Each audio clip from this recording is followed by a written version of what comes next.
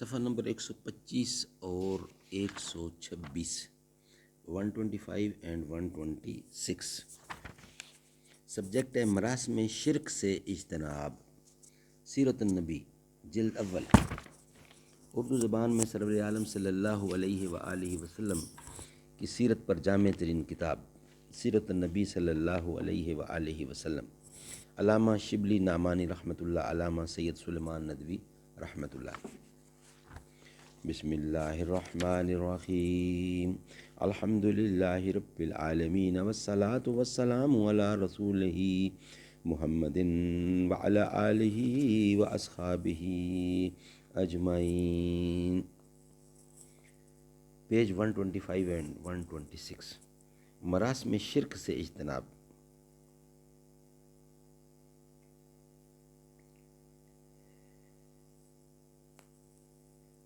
مراسم شرک سے اجتناب، یہ قطعاً ثابت ہے کہ آپ بچپن اور شباب میں بھی جبکہ منصب پیغمبری سے ممتاز نہیں ہوئے تھے، مراسم شرک سے ہمیشہ مجتنب رہے، یعنی اجتناب کیا، دور رہے۔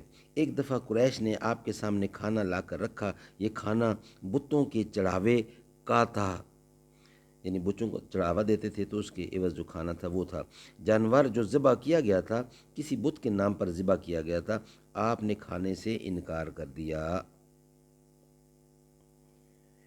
یورپین مورخین جن کی بنیاد صرف قیاس و رائے پر ہوتی ہے، اگر اس قسم کے واقعات بیان کریں تو کوئی تعجب نہیں ہے، لیکن آن حضرت صلی اللہ علیہ وسلم کا مصر جانا اور در حقیقت یورپ کے عہد مسلم کی مضحکہ انگیز روایات ہے۔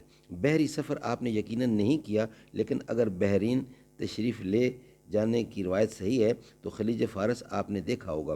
بحر میت کا مشاہدہ بھی ممکن ہے، کیونکہ اس کا موقع عرب و شام کے درمیان میں ہے، جہاں سے آپ کئی بار تجارت کے ساتھ گزرے ہوں گے۔ تو آپ نے اس کا انکار کر دیا۔ نصارہ نے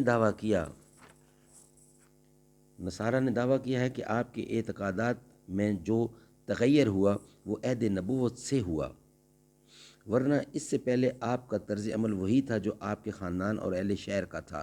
چنانچہ آپ نے اپنے پہلے صاحبزادے کا نام عبدالعزیٰ رکھا تھا۔ عبدالعزیٰ ایک بت کا نام ہے، یعنی عزیٰ ایک بت کا نام ہے، تو اس کا نام عبدالعزیٰ رکھا تھا، اور یہ روایت خود امام بخاری کی تاریخ صغیر میں موجود ہے۔ لیکن یہ روایت اگر صحیح بھی ہو تو اس سے آن حضرت صلی اللہ علیہ وسلم کی نسبت کیوں کر استدلال ہو سکتا ہے؟ حضرت خدیجہ رضی اللہ اسلام سے پہلے بت پرست تھیں، انہوں نے یہ نام رکھا ہوگا۔ آن حضرت صلی اللہ علیہ وسلم ابھی تک منصب ارشاد پر مامور نہیں ہوئے تھے، اس لیے آپ نے تعرض نہ فرمایا تھا، اور اصل واقعہ یہ ہے کہ یہ روایت فی نفس بھی ثابت نہیں۔ اس روایت کا سب سے زیادہ تر صحیح سلسلہ وہ ہے جو امام بخاری نے تاریخ صغیر میں روایت کیا ہے۔ اس کا پہلا راوی اسماعیل ہے، جس کا پورا نام اسماعیل بن ابی اویس ہے، اگرچہ بعض محدثین نے اس کی توثیق کی ہے، لیکن گروہ کثیر کی رائے حسب ذیل ہے۔ معاویہ بن صالح، اسماعیل اور اس کا باپ دونوں ضعیف ہیں۔ یحییٰ بن مخلد وہ جھوٹ بولتا ہے اور محض ہیچ ہے۔ امام نسائی ضعیف اور غیر ثقہ ہے۔ نصر بن سلمہ مروزی وہ کذاب ہے، جھوٹ ہے، یعنی دارالقطنی میں اس کو صحیح روایت کے لیے پسند نہیں کیا۔ سیف بن محمد وہ جھوٹ حدیثیں بناتا ہے۔ سلمہ بن شیب مجھ سے اس نے خود اقرار کیا کہ جب کبھی کسی بات پر میں اختلاف ہوتا تھا تو میں ایک حدیث بنا لیتا تھا۔ یہ امر واقعی طور پر ثابت ہے کہ آن حضرت صلی اللہ علیہ وسلم نے نبوت سے پہلے بت پرستی کی برائی شروع کر دی تھی، اور جن لوگوں پر آپ کو اعتماد تھا ان کو اس بات سے منع فرماتے تھے۔